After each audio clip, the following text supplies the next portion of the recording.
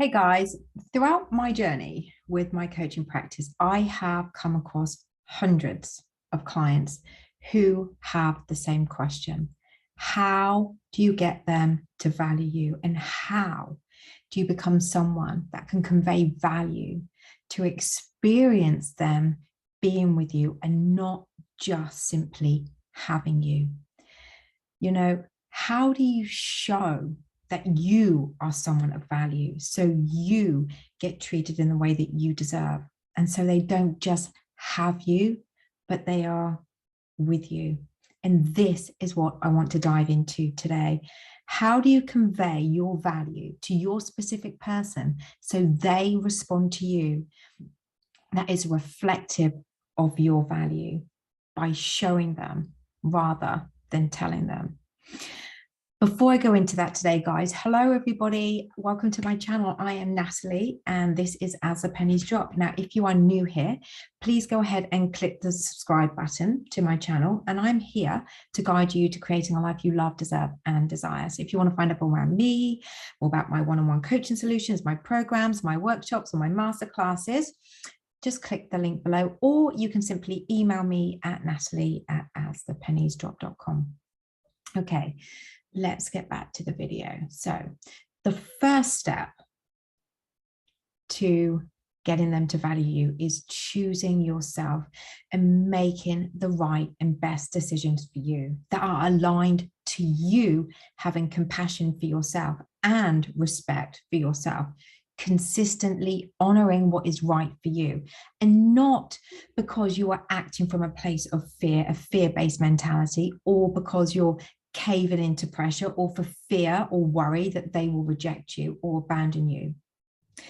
I know, definitely I know, it can feel quite odd to start with when it comes to becoming a person that chooses themselves by putting their needs and their values first, especially when they have been someone that has fears of being hurt, rejected, abandoned, left, or if they have developed a people-pleasing mentality. And all these things I used to have. But a high-value person, you see, they choose themselves. Now, unfortunately, and this is how I used to respond, that I used to think that it was selfish to put myself first. And I was conditioned to feel that I needed to people-please, or what would happen. I was coming from a fear-based mentality, you see, and when I was acting from this fear-based mentality and conditioning that I had experienced my entire life, I was abandoning myself. I was not valuing myself. I was not choosing me. And I would find myself in situations time and time and time again that did not serve me. And you see, the thing here is that I was not prioritizing, I was not valuing, I was not choosing, I was not being kind to myself, I was not filling up my own cup, I was not giving the best of myself or aligning to my truth. And I was not therefore showing or giving the best of myself, the true quality love and care that I bloody well deserved. My decisions were based around others and what they would think or how they would act towards me.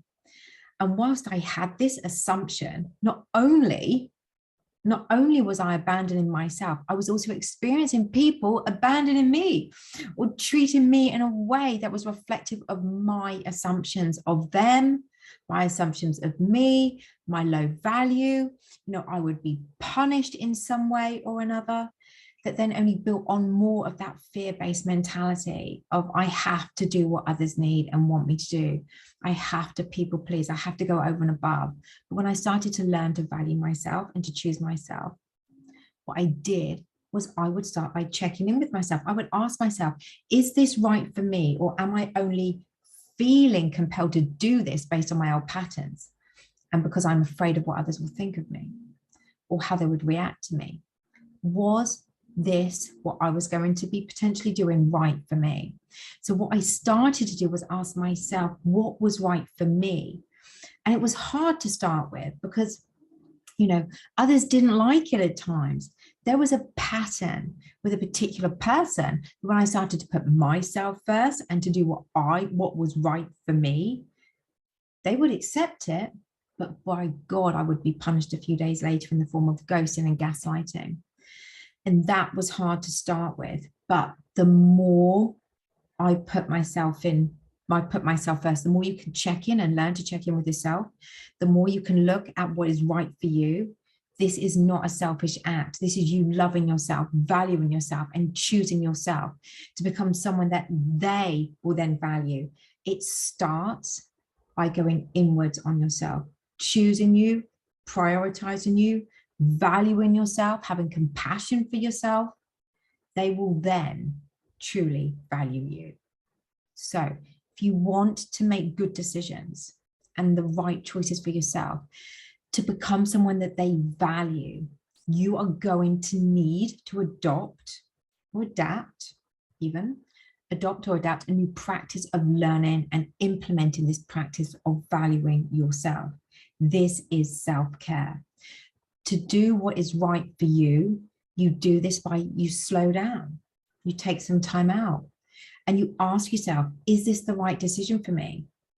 When you do this, you're able to let go of that noise, all those fears and judgments of what you think other people will think. By simply checking in on you and following your heart, you're going to then get to know yourself again. So even if this is inconvenient for others, is doing what is right for you. Get to know who you really are by choosing to make the good and right decisions for you, what you know to be right for you. The more you can put yourself first, the more you can choose you, the more they will see your value, because you'll be valuing you. So when we turn inwards and go all in on ourselves energetically, we are silently projecting that we know who we really are, that we accept ourselves and embrace ourselves fully, no matter what, even if it is not the decision others would want you to have. So the second step to getting them to value you, not just have you, but to be with you, is about what you truly think about yourself. Someone with value will naturally hold themselves in high regard. They will embrace life. They will be willing to try new things out, no matter what the bloody outcome is, whether they're good at it or not, it doesn't matter. They will have resilience and will always bounce back. Someone with high value will move forwards in their life into the unknown with uncertainty of what is out there, but they do so with a sense of curiosity, without fear or a need to be perfect. It is a playfulness. When walking into the unknown, you still have this strong sense of self. Failures, challenges, or any difficulties is all seen as a part of learning, a part of their growth. Someone with high value does not take life seriously. They have fun. They allow their playfulness to come out. Life does not have to be so serious, guys. It really, really doesn't. Bringing out your playful side will enable you and your person to want to do the same as well. You know, they will then want to convey this. They will see you as you conveying yourself as this confident person, someone that is of high value. It shows someone is full of self-love. This will get them to value you.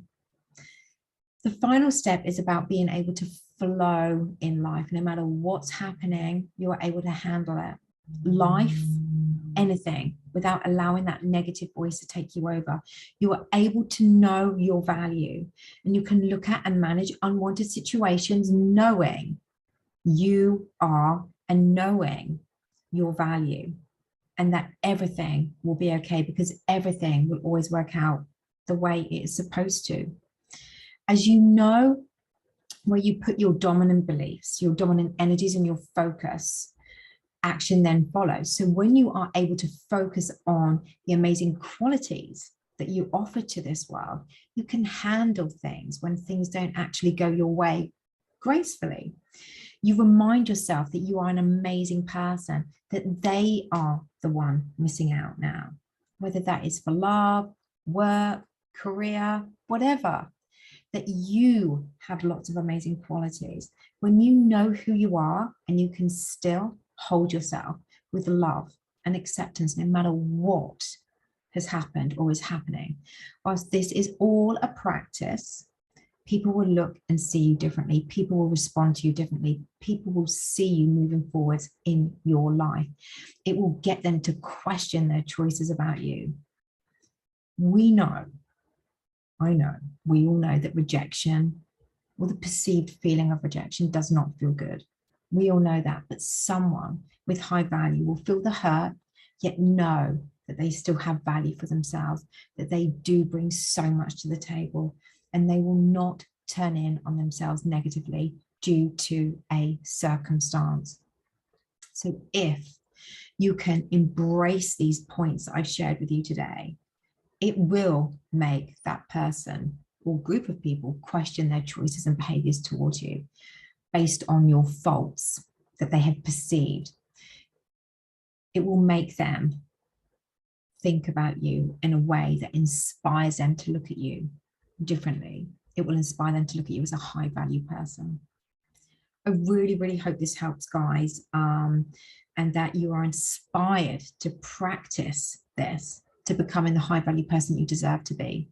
And then also to experience them seeing you and treating you this way and having you on that pedestal.